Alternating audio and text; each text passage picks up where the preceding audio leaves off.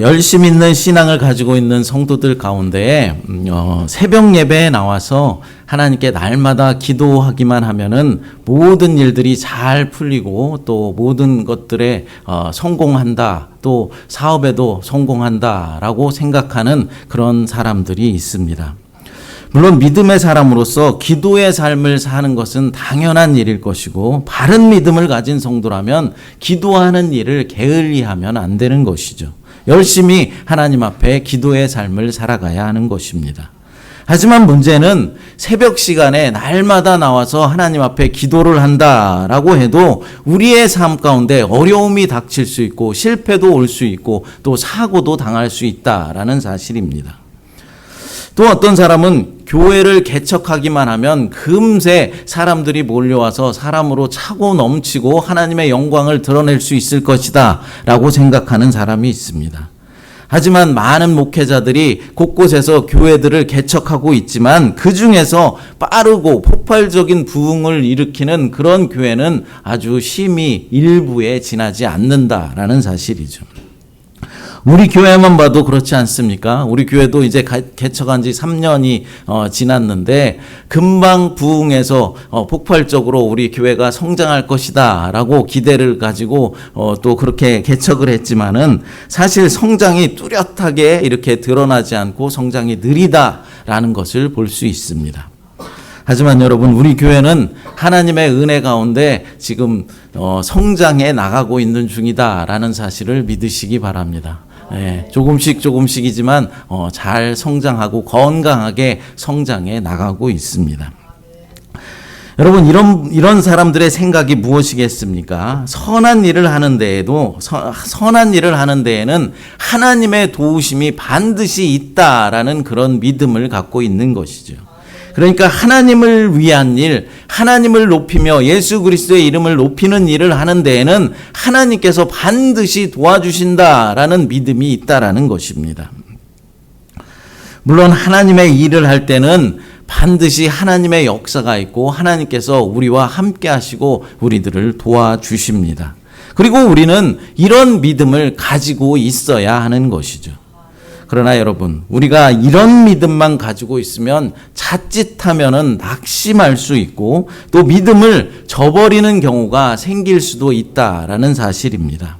무슨 말이냐면은 새벽마다 하나님께 엎드려 기도하고 교회를 세우는 일에 열심히 최선을 다해서 헌신하면 하나님께서 우리의 건강도 지켜주시고 자녀도 잘 되게 해주시고 사업도 잘 되고 모든 일이 형통할 것이다 라고 믿었는데 그렇지가 못하고 병에 걸리게 된다든지 물질에 어려움을 당한다든지 사업의 실패를 맛보게 되면 우리가 어떻게 생각하겠습니까?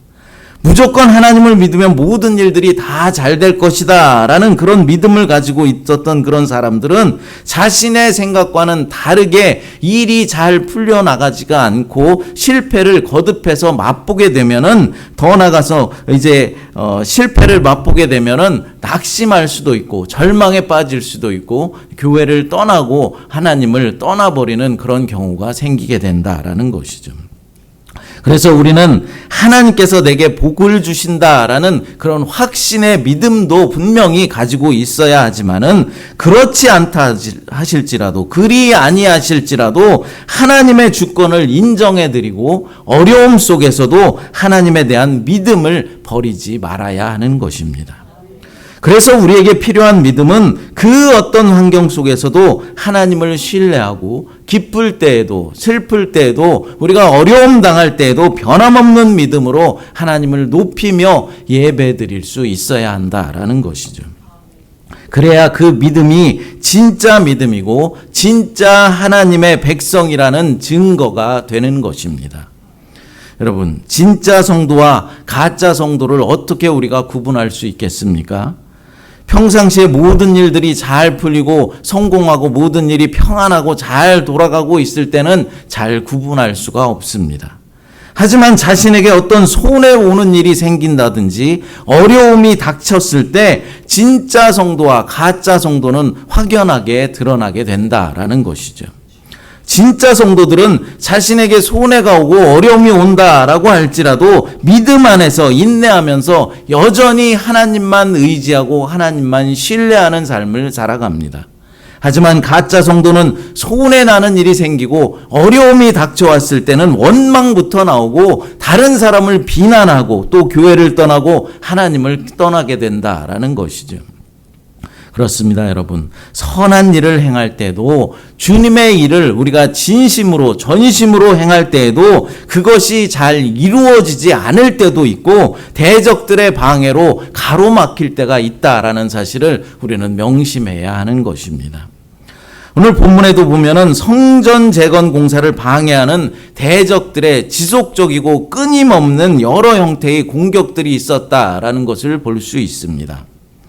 성전을 재건하라라는 고레스 왕의 명령을 실행하기 위해서 예루살렘으로 다시 돌아왔던 이 귀양민들은 하나님을 예배할 수 있는 최소한의 이제 제단을 보수하였지만, 하나님께 예배드릴 수 있는 제단은 보수하였지만 성전을 재건하는 일에는 오랜 시간이 걸렸습니다.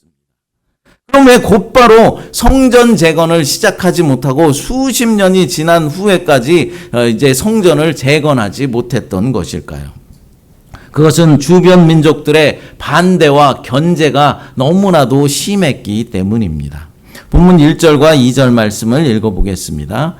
사로잡혔던 자들의 자손이 이스라엘의 하나님 여호와의 성전을 건축한다 함을 유다와 베냐민의 대적들이 듣고 스룹바벨과 족장들에게 나와 이르되 우리도 너희와 함께 건축하게 하라. 우리도 너희같이 너희 하나님을 찾노라.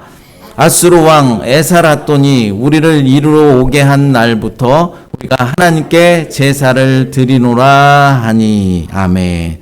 귀양민들이 이제 예루살렘에 돌아온 후에 성전 건축을 시작하려고 하자 주변의 민족들이 자신들도 성전 재건 공사에 함께 참여하겠다라고 말하는 것입니다. 이들은 자신들도 하나님께 예물을 드리는 사람들이다라고 말하면서 아시리아 왕 에사란돈 때에 강제로 이 땅에 이주되어서 정착해 살고 있다라고 말하고 있는 것입니다. 하지만 아시리아 기록 어디에도 에살핫돈 왕이 다른 지역 사람들을 끌고 와서 가나안 지역에 정착시켰다라는 그런 기록은 나타나지 않습니다. 그러니까 이들의 말에는 신빙성이 전혀 없었다라는 것이죠. 또한 자신들이 하나님께 제사를 드려왔다라고 말하고 있지만은 온전히 하나님만 섬긴 자들이 아니라 하나님뿐만 아니라 다른 여러 신들을 한꺼번에 숭배하는 다신주의자들이었다라는 사실입니다. 오죽했으면 이들을 가리켜서 대적들이다라고 말했겠습니까? 이들은 약 20년 동안 지속적이고 끈질기게 이스라엘 백성들의 성전 공사 재건을 지속적으로 방해했던 것입니다. 그래서 귀양민 공동체 지도자들은 어떻게 합니까? 그들의 제안을 단호하게 거절합니다. 본문 3절을 읽어보겠습니다. 스룹바벨과 예수아와 기타 이스라엘 족장들이 이르되 우리 하나님의 성전을 건축하는데 너희는 우리와 상관이 없느니라. 바사왕 고레스가 우리에게 명령하신 대로 우리가 이스라엘의 하나님 여호와를 위하여 홀로 건축하리라 하였더니. 아멘. 여러분, 사실 성전을 건축하는 일은 쉬운 일이 아닙니다. 다시 재건하는 일은 쉬운 일이 아니라는 것이죠. 그래서 많은 도움이 필요했을 것입니다. 하지만 스룹바벨과 예수아를 비롯한 이스라엘의 지도자들은 그들의 제안을 단호하게 거절합니다. 거절 이유가 무엇입니까? 그것은 간단합니다. 그들은 순수한 동기나 좋은 의도에서 성전 건축을 돕겠다라고 나선 것이 아니라 공사가 순조롭게 진행되지 않도록 어떻게 해서든지 막으려는 의도에서 거짓 제안을 했던 것입니다. 그렇습니다, 여러분. 아무리 도움이 필요한 상황이라고 할지라도 아무에게나 우리가 도움을 요청하면 안 되는 것이고 아무에게나 도움을 받아서는 안 되는 것입니다. 우리 교회도 아직 작은 규모의 교회이기 때문에 사실 도움의 손길들이 많이 필요합니다. 재정적인 도움도 필요하고 무엇보다도 한 사람이라도 더 이 예배 자리에 나와서 하나님께 예배를 드리면서 이 자리를 채워주기를 바라는 마음이 있습니다. 그런데 그런 사정을 악용하려는 사람들이 종종 있다라는 것이죠. 우리 교회가 개척 초기에 정말로 어려울 때였습니다. 그때 어떤 분이 제게 전화를 걸었는데 그분과 한 30분 넘게 통화를 한 것 같습니다. 우리 새마음교회로 교회를 옮기려고 하는데 한 가지 조건이 있다라는 것이죠. 그게 뭐냐라고 물으니까 한국에 된장이나 간장을 자기가 만드는데 그것을 교회에 들어와서 좀 판매하고 싶다라는 것입니다. 그러면서 자기가 만든 된장과 간장으로 암병도 고쳤고 많은 불치병도 많이 고쳤는데 만약 우리 교회에 그것을 할 수 있는 길을 열어준다면 우리 교회의 전도문이 활짝 열리게 되고 교회가 폭발적으로 성장할 것이다 라고 말하는 것입니다. 그러면서 덧붙이는 말이 자신이 우리 교회로 오면 매달 헌금도 많이 드릴 테니까 당장 개척교회에 큰 도움이 될 것이다 라고 말하는 것입니다. 또 얼마 전에 우리 아내가 어떤 건물에서 전에 우리 교회에 잠깐 나왔던 어떤 성도를 우연히 만났답니다. 바쁜데 자꾸 붙잡고 기도를 해달라면서 자신의 사무실까지 끌고 가더랍니다. 그러면서 하는 말이 자기가 우리 교회로 오고 싶고 나중에 자신이 죽으면은 한 5만 불 정도를 목사님께 드리려고 한다. 그런데 조건이 있다는 것입니다. 정시에 딱딱 맞춰서 차량 운행을 해줘야 하고 어떤 분야에서 사역을 좀 하고 싶은데 사례비를 좀 달라는 것입니다. 그것을 할 자리도 좀 마련해 달라라고 말하는 것입니다. 여러분, 이 사람들은 지금 무엇을 원하고 있는 것입니까? 교회에서 자기만 높이고 떠받들어 주기를 원하고 있고 자기 이익을 얻으려 하고 있다라는 것이죠. 개척교회의 사정을 이용하여서 자기들이 무언가 대단한 것을 해줄 것처럼 말하면서 사실은 본인들의 이익을 챙기고 본인의 이름을 높이기를 원하고 있다라는 것입니다. 교회의 재정이 아무리 어렵더라도 교회에 아무리 사람이 없더라도 불순한 동기를 가지고 교회에 들어오려는 사람이 있다면 우리는 그것을 경계해야 하는 것입니다. 물론 그럼에도 불구하고 그 사람들이 우리 교회에 오겠다라고 한다면 우리는 막을 수는 없습니다. 하지만 우리가 나서서 교회에 나오세요라고 그들을 이제 전도할 수는 없는 일이죠. 그래서 아무리 어려워도 아무에게나 우리가 손을 내밀면 안 되는 것입니다. 아무리 급하다고 사채를 얻었을 수는 없는 일이지 않습니까? 사채업자들의 특징이 무엇입니까?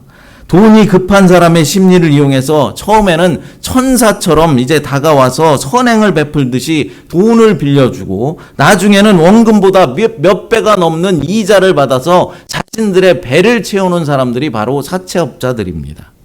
지금 이스라엘 백성들의 성전 재건을 도와주겠다라고 나서고 있는 주변 민족들이 바로 이런 속셈이 있었다라는 것이죠.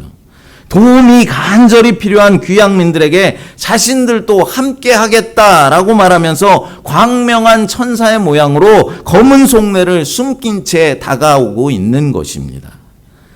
이들은 처음부터 귀양민들을 위협한 자들이었습니다. 그래서 그들을 대적자들이다라고 부르고 있는 것이죠. 함께 성전을 건축하자던 대적들이 처음부터 나쁜 의도를 가지고 성전 재건에 끼어들려 했다는 것이 본문에 역력하게 드러나고 있습니다. 본문 4절과 5절 말씀 읽어보겠습니다.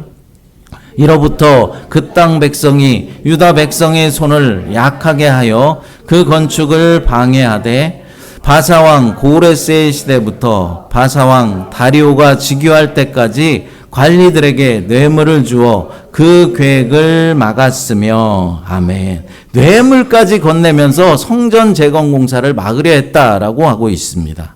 만일 순수한 동기에서 도움을 주고자 라고 했다면 이스라엘 백성들이 거절했을 때 괜찮으시면 말고요 라든가 혹은 나중에 도움이 필요할 때 있으면 말씀해 주세요 라고 말하면서 뒤로 물러나야 했습니다. 그러나 자신들의 호의가 거절당하자 어떻게 합니까? 악한 본색을 드러낸 것이죠. 수단과 방법을 가리지 않고 성전 재건 공사를 방해하기에 이른 것입니다. 그들이 어떻게 성전 건축을 방해했다고 합니까? 먼저는 백성들의 사기를 떨어뜨렸습니다. 어떻게 백성들의 사기를 떨어뜨렸습니까? 유다 백성들의 손을 약하게 하였다라고 말씀하고 있죠. 여기서 유다 백성은 포로 귀한 자를 말하는 것입니다. 대부분의 포로 귀한 자가 유다 출신의 백성들이었기 때문입니다. 또한 손이라는 것은 능력이나 이의를 추진하는 의욕을 말하는 것이고, 약하게 하였다라는 이 말은 나태하게 하였다라는 의미입니다. 그러니까 의욕을 상실하도록 만들었다라는 것이죠. 무기력한 상태에 빠지게 하기 위해서 교활한 방법을 동원하여서 온갖 방해 공작을 다하였다라는 것입니다. 둘째로, 매수할 수 있는 모든 페르시아, 바사의 관료들과 동원할 수 있는 모든 정치적인 채널을 사용하여서 공사를 방해하였다라는 것이죠. 본문 5절을 다시 한번 읽어보겠습니다. 바사왕 고레스의 시대부터 바사왕 다리오가 즉위할 때까지 관리들에게 뇌물을 주어 그 계획을 막았으며, 대적들의 회방은 고레스가 다스릴 때부터 이제 다음 왕 다리오 왕 때까지 계속되었다라고 말하고 있습니다. 끈질기고 지속적이었으며 거의 20년 동안 계속되었다라는 것이죠. 결국 그들의 방해로 성전 재건 공사는 다리오 왕 시대에도 시작할 수가 없었다라는 것입니다. 그렇습니다. 이렇게 지속적이고 끈질긴 적들을 상대하기가 가장 어려운 법입니다. 왜냐하면 사람을 지치게 하고 심리적으로 위축시키기 때문입니다. 우리를 대부분도 단기간의 어려움은 잘 극복할 수 있지 않습니까? 어느 정도 믿음이 있으신 분들은 짧은 어려움에는 쉽게 믿음이 흔들리지 않습니다. 하지만 어려운 일들이 계속해서 오고 연이어서 계속해서 어려움이 닥치고 고난이 닥치면 그것을 인내하고 이겨내기가 쉽지가 않다라는 것이죠. 예를 들어서 이제 집이 없어서 남의 집살이를 해야 하는 그런 상황이라고 한번 생각해 보십시오. 집주인이 아무리 잘해준다고 해도 남의 집살이를 하는 것이 쉬운 일은 아니지 않습니까? 그런데 한 1년만 견디면은 내 집이 생기고 1년 후에는 내 집으로 이사갈 수 있다라는 그런 희망이 있다면 어떻겠습니까? 아무리 집주인이 부탁해도 어떻게 해서라도 1년을 견뎌낼 수 있을 것입니다. 하지만 남의 집살이를 하는데 언제 내 집이 생길지 모르는 그런 상황입니다. 더군다나 내 집이 생긴다는 보장도 전혀 없습니다. 그럼 아무리 집주인이 내 집처럼 편하게 지내라고 잘 대해준다 해도 지치고 힘들고 낙심이 된다라는 것이죠. 남의 집에 사는 것도 한두 달이지 1년이 지나고 3년, 5년 한정없이 시간이 지난다면 남의 집에 사는 사람도 힘들지만은 집을 빌려준 사람도 더 이상 호의를 베풀기는 어려울 것입니다. 그런데 귀양민들은 성전 재건 공사를 20년이 넘도록 방해를 받았다라는 것입니다. 그러면 지칠만도 하다라는 것이죠. 지긋지긋하다라는 것입니다. 하지만 이스라엘 백성들은 끝까지 성전 재건 공사를 포기하지 않았습니다. 여러분, 이것은 우리의 영적인 싸움도 마찬가지라는 것이죠. 마귀 사탄은 우리 믿는 자들을 끈질기게 쫓아다니며 우리를 넘어뜨리려고 우는 사자처럼 날마다 우리를 넘어뜨리려 하고 있습니다. 하지만 우리도 끝까지 하나님을 향한 믿음을 포기하지 않고 계속해서 마귀 사탄과 대항해서 싸운다면 우리는 끝내 승리할 수 있게 되는 것입니다. 마귀는 계속되는 실패에도 끝까지 하나님을 향한 믿음을 포기하지 않고 계속해서 믿음의 경주를 이어나가는 성도들을 가장 두려워한다라는 사실입니다. 이 사실을 깨달아서 마귀 사단과의 영적인 전쟁에서 끝까지 믿음을 포기하지 않는 저와 여러분들이 되시기를 간절히 바랍니다. 대적자들의 방해는 또한 당대 페르시아 왕들에게 상소의 편지를 써서 공사를 중단해 줄 것을 요청하기도 하였습니다. 본문 6절과 7절 말씀 읽어보겠습니다. 또 아수에로가 즉위할 때에 그들이 글을 올려 유다와 예루살렘 주민을 고발하니라. 아닥사스다 때에 비슬람과 미드르닷과 다부엘과 그의 동료들이 바사왕 아닥사스다에게 글을 올렸으니 그 글은 아람 문자와 아람 방언으로 써서 진술하였더라. 아멘. 아수에로 왕과 아닥사스다 왕에게 상소의 글을 올렸다라고 지금 말씀하고 있습니다. 그런데 이것은 좀 이상합니다. 이상한 것을 느끼지 못했습니까? 왜냐하면 아수에로 왕과 아닥사스다 왕은 이미 예루살렘 성전이 완공된 후의 왕들이었기 때문입니다. 성전 재건은 다리오 왕 2년 차인 520년에 시작되어서 주기 6년 차에 완성되었으며 아수에로 왕과 아닥사스다 왕은 모두 다리오 왕 이후에 페르시아를 통치하던 왕들이었습니다. 두 왕은 긍정적으로든 부정적으로든 성전 공사에는 어떠한 영향도 행사할 수 없는 그런 왕들이었다라는 것이죠.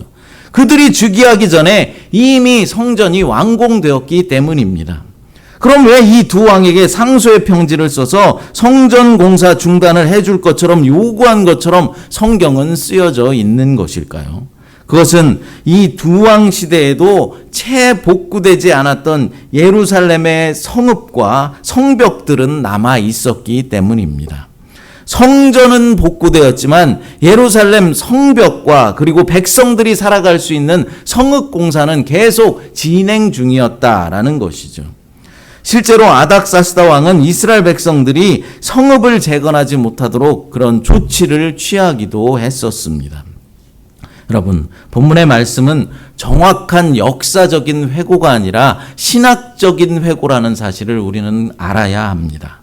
그래서 본문에서 강조하고자 하는 것이 무엇이겠습니까? 하나님의 일을 계속적으로 방해하려 했던 당시의 시대적인 정서입니다. 귀향민들이 예루살렘에 다시 돌아와서 이제 첫 발을 내디딘 그 순간부터 약 100여 년 동안 이스라엘을 괴롭히며 성전 재건뿐만 아니라 성벽 재건 그리고 성읍 공사까지 지속적으로 방해한 세력들이 있었다라는 것이죠. 그리고 그 방해 세력이 얼마나 집요했으며 끈질기고 위협적이었는지를 말씀해주고 있는 것입니다. 여러분, 이스라엘 백성들이 하나님의 인도와 축복 아래 예루살렘에 귀환하였고 귀환한 후에 예루살렘 성전과 그리고 성벽, 성읍 공사 등 하나님이 기뻐하시는 일을 하는데도 불구하고 이렇게 지속적이고 격렬한 방해가 있었다라는 것은 우리들에게 시사하는 바가 매우 큰 것입니다. 종종 사람들은 특히 믿음이 좀 있다라고 하는 사람들이 하나님께서 인정하시고 함께 하시기만 하면 모든 일들이 평탄하고 순조로울 것이다 라고 늘 말합니다. 우리가 하나님 안에 거하는 삶을 살기만 하면 우리 삶의 걸림돌들은 모두 하나님께서 제거해 주신다라고 말합니다. 그런데 여러분, 가끔 믿음이 좋아 보이는 사람 가운데 매번 어려움을 당하고 연속해서 고난을 당하는 그런 사람을 볼 때가 있지 않습니까? 그런 사람은 실제로 믿음이 없기 때문에 그런 고난을 당하고 있는 것이겠습니까?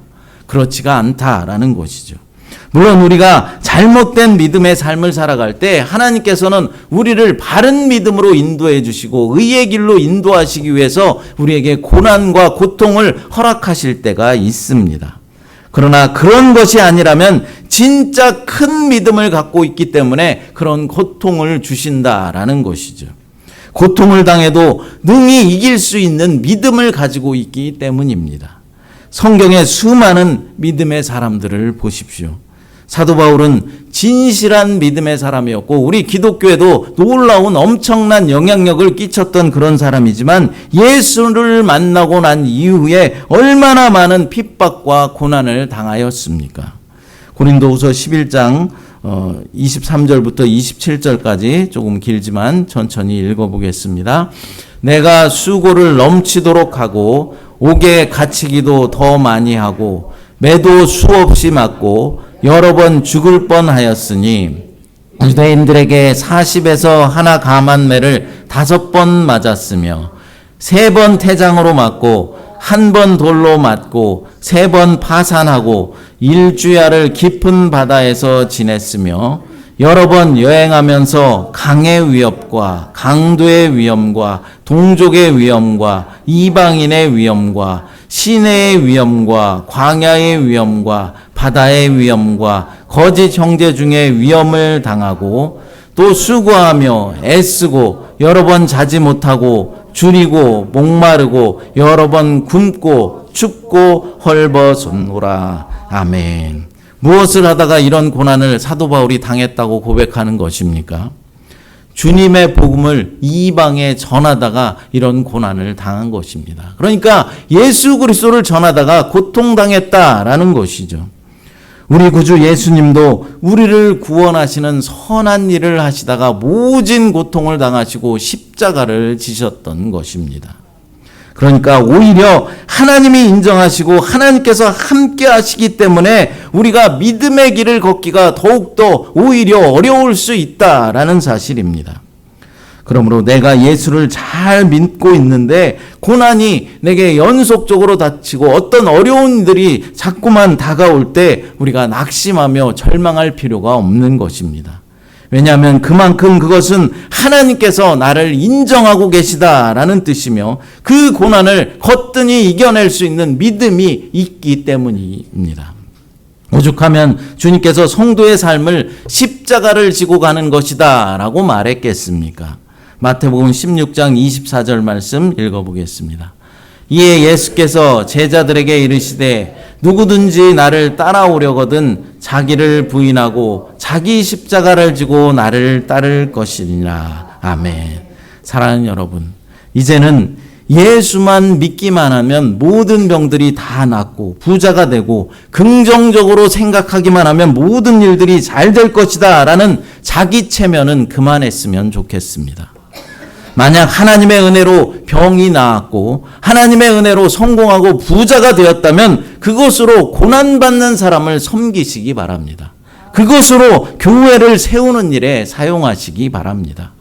사람을 세우고 교회를 섬기라고 그런 축복을 허락해 주신 것입니다. 사랑하는 여러분, 예수를 진심으로 믿는 자들은 자기 십자가를 지고 걸어가는 자들입니다. 그런 사람들에게 진짜 하나님의 복이 임하게 되는 것이죠. 자기 십자가를 묵묵히 지고 가는 여러분들에게 세상 복이 아니라 세상이 줄 수 없는 영광스러움과 평안의 은총이 날마다 넘치시기를 간절히 축복합니다. 찬양 부르시고 기도하도록 하겠습니다. 하나님 아버지 감사합니다. 오늘 말씀을 통해서 하나님의 일을 행할 때도 핍박이 있을 수 있고 고난이 있을 수 있다는 사실을 깨닫게 하시니 감사합니다. 주님, 우리에게 오는 모든 고난을 주님이 주신 능력으로 능히 이길 수 있도록 역사하여 주시옵소서. 또한 주님의 은혜로 병이 낫고 성공하고 부자가 됐다면 그것을 고난당하는 이들과 교회를 섬기는 일에 사용할 수 있는 그런 믿음을 허락하여 주시옵소서. 기쁠 때에도 슬플 때에도 주님 안에 거하는 우리 모든 새마음교회 지체들이 될 수 있도록 하나님 역사하여 주시옵소서. 거룩하신 예수님의 이름으로 간절히 기도드리옵나이다. 아멘.